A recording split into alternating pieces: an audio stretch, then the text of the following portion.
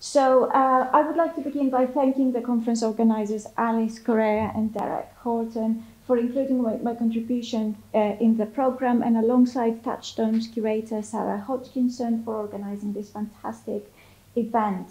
I will not be able to do justice to what Shirley Cameron shared with me here today, but I'm grateful for her time, and I remain on the lookout for other opportunities for engaging with her work in greater depth. Finally, I continue to benefit from the knowledge and generosity of my friend Monica Ross's family, Alice Ross and Bernard Mills, and dedicate this paper to her memory.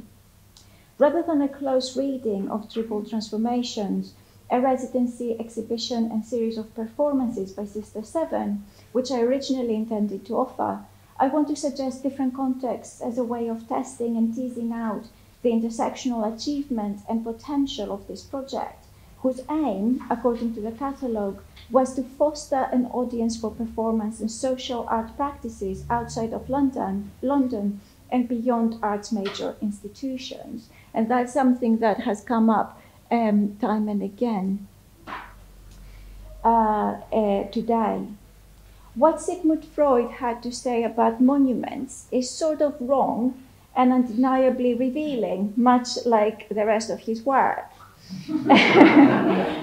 In 5 introductory lectures on psychoanalysis, he describes monuments as fulfilling two seemingly incompatible functions. On the one hand, they commemorate past events and persons, but they also rely on being ignored. As mnemic symbols, they work not as memory devices, but as screens, keeping memory at bay whilst they claim to mark it. To take them at face value and not ignore them is what hysterics and neurotics do. And this is what follows is a quote from Freud.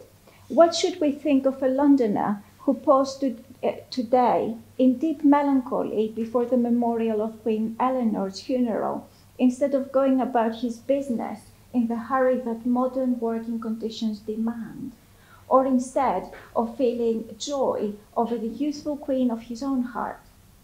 Or again, what should we think of a Londoner who shed tears before the monument that commemorates the reduction of his beloved metropolis to ashes, although it has long since risen again in far greater brilliance? So Freud's operative definitions of sanity pivots on accepting the incompatibility between the registers of history and the quotidian. To ignore history, or rather to consent to its aestheticized cover-up, in order to allow oneself to go about one's busy day. That's what sanity means to him. I do not accept his judgment, but borrow his identification of monuments as the marker of a risky threshold, a point of crisis, simultaneously taking place in public space and within us all, and sabotaging business as usual. The evocation of hysteria in a feminist context is, of course, not to be ignored either. In second-wave feminist engagements with psychoanalysis, the hysteric was recast as a brave truth-teller who spoke out against patriarchy largely through non-verbal means. Thanks to the colonial movements across the world and Black Lives Matter, the capacity of monuments to maintain the separation between the time and space of their reference, their commissioning and installation, and the situations in which we encounter them today has been challenged and largely dismantled. In her groundbreaking performance at the removal of the Cecil Rhodes Monument from the University of Cape Town in 2015, Sethembile Mzezane demonstrates how art practice can resist and undo the work of monuments. Mzezane situated her body as a Black woman millennial within a public memorialized space, and operated as a mechanism of reclaiming and remembering the narratives of Black women in South African and African histories. She stood on a plinth as the statue of Rhodes was lifted off its plinth and removed, her living body against an inanimate but powerful symbol in the same place and in the same long history, while marking a turning point within the latter. The artist self-identifies as a millennial, otherwise I wouldn't call her that, in press around this work, to emphasize temporality and harness its evocation of apocalypticism. The performance does not only mark a key moment in the decolonization, but also the end of the post-apartheid myth of the Rainbow Nation. It does not replace the Statue of Rhodes, but offers freedom from monuments. Mzeze's accessories, a headdress and wearable wings, evoke the Chapungu bird, after which the performance is named, thought to be a good omen in Shona beliefs. From this studied photographic angle, which is actually also an edition of photographs by the artist, the crane, a machine also named after a bird, that is removing roads, appears as an extension of Chapungu's wing. Unlike this performance, the controversial museum exhibit on the right is not the work of one artist, but the program of many layers of actions, activist, civic, and curatorial. Since being pushed off its high plinth during a Black Lives protest in Bristol in June 2020 and thrown into the river, the statue of slave trader and Bristol businessman Edward Colston was fished out and is currently displayed horizontally as already fallen and spray painted on a made-to-measure wooden plinth in one of the city's public museums. Dan Hicks, author of The Brutish Museum, said that he'd have liked to see Colston buried underwater for all time, an interesting turn of phrase that points to the cleansing nature of water. But just as blood money doesn't wash clean, neither can Bristol cleanse itself of its benefit from transatlantic slave trade.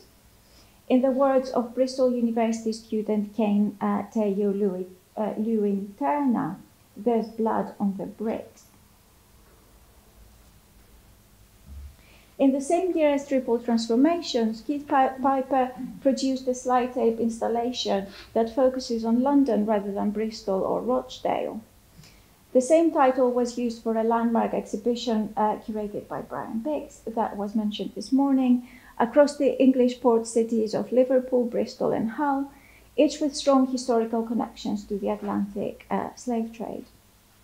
The Trophies of Empire anticipates a decolonial critique of what we would now call racial capitalism and its material underpinnings in public space, which counts on being unnoticed, as Freud described, while also supporting European supremacy as lived urban reality. So the fact that monuments are there, expecting to be ignored does not mean that they go unnoticed on every level. 2 years later, Eddie Chambers pinpoints the complicity of world banking in South Africa's apartheid.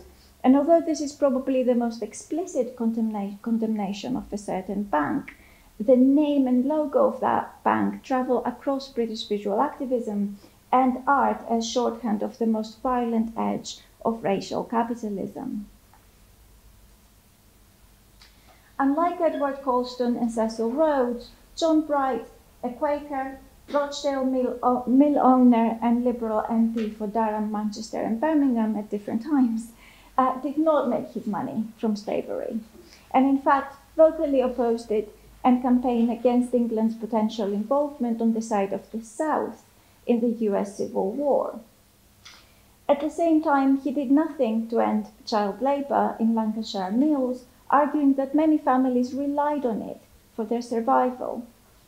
He also refused to contribute to the Poor Relief Fund for Rochdale during the cotton famine, offering his workers instead loans they could barely afford to repay.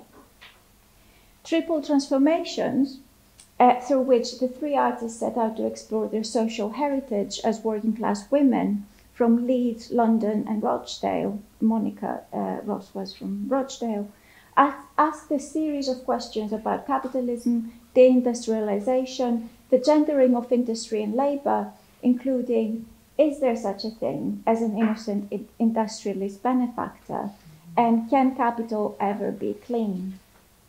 At the Britannia Foundry, one of their chosen performance locations, and again, what's significant about Triple Transformations is that so much of it happened outside the gallery space, very deliberately. So at the Britannia Foundry, one of the chosen locations because it is a male-dominated industry. Cameron and Silva performed as Britannias, while at the Basco Baron textile factory, which produced cleaning supplies, among other things, they became yellow duster queens. They write, "Our strange and comical appearances afforded us at best a closeness with some people working in the factories, a shared joke, an exchange of stories. On the other hand, it prompted some heated and valuable discussions, perhaps that agonism that we were talking about at the end of the discussion before lunch, on the nature of work and art and the degree of choice and freedom people have." That's from the program. Today is my first ever visit to Rochdale, I must confess, and I've never been to Broadfield Park until today, just before this started. So I found this news item when I was trying to confirm that the statue is still installed there, and it is, and it's very clean. On the 21st of August, Sister Seven walked up to Bride's statue to, quote, "impose statements and ourselves as a demand that the vital contributions of women to the cotton industry in Lancashire be honoured."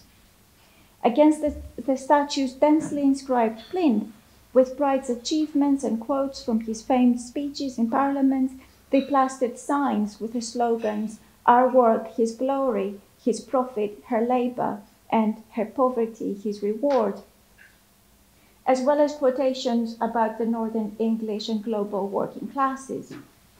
On the right, I'm including Alexis Hunter's work as a caveat.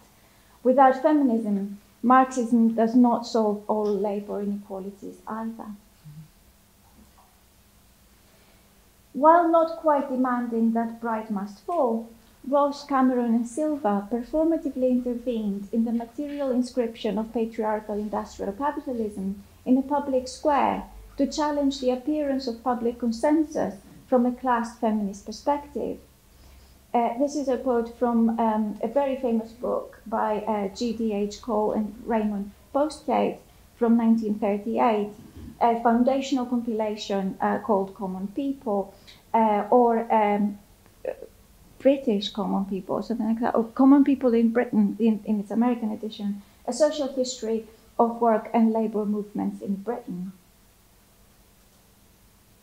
And that's another slide there.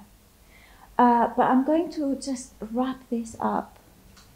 In my abstract, I made reference to the costumes that the artist wore for Monument to Working Women.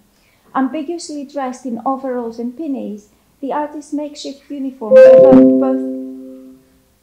evoked both the labour of cleaning, domestically and professionally, and factory work, referencing the yellow dusters of Basco Baron.